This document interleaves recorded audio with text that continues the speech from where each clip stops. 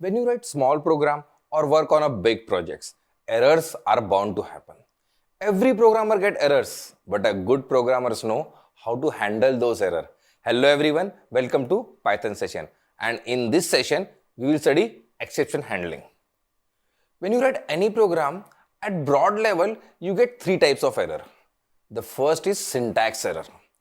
This is easiest error to catch, like you miss the codes or brackets, etc.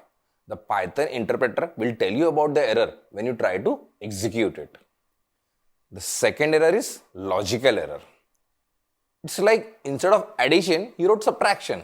In logical error, your code will execute, but it won't give a correct output. Programmer should be focused to avoid such type of errors. And the third type of error is exception. An exception occurs due to some abnormal condition while processing.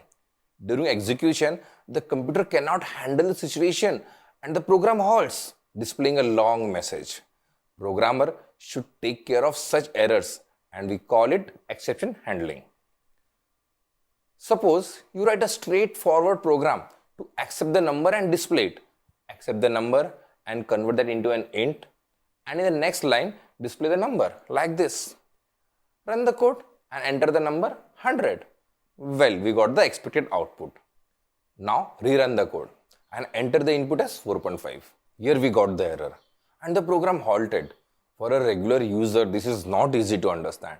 A proper message should be displayed even if user enters a wrong value. Well, we can do this using exception handling. We can do exception handling using try and except statement. At the top, write a try block followed by a colon and put our code inside the indent of try.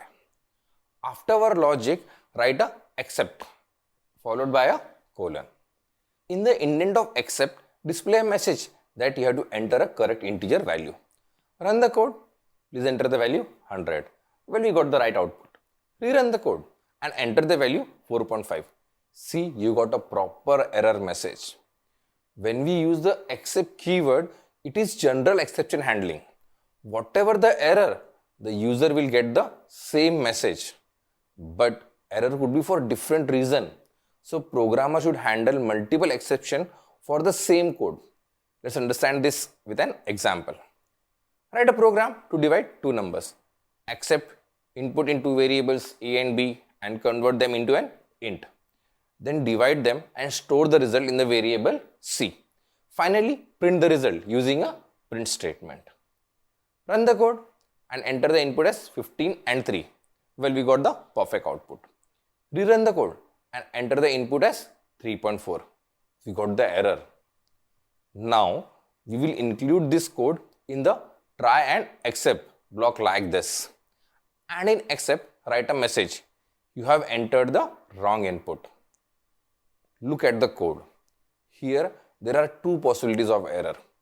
One is user entering the decimal and other is user entering the second value as 0 and you can't divide a value by 0. So as a programmer, we should display the relevant message in error handling. I mean in both the cases. So how to handle this? Well, Python offers many type of specific exception that we can handle. For example, after the except, we can write a value error and display a message value should be an integer. Write another except like this. After the except, mention zero division error and inside the indent display a relevant message. Now run the code. Enter the value as 3 and 0. Well, you got a zero division error message. Rerun the code and enter the value as 2.5. Now you got an integer error.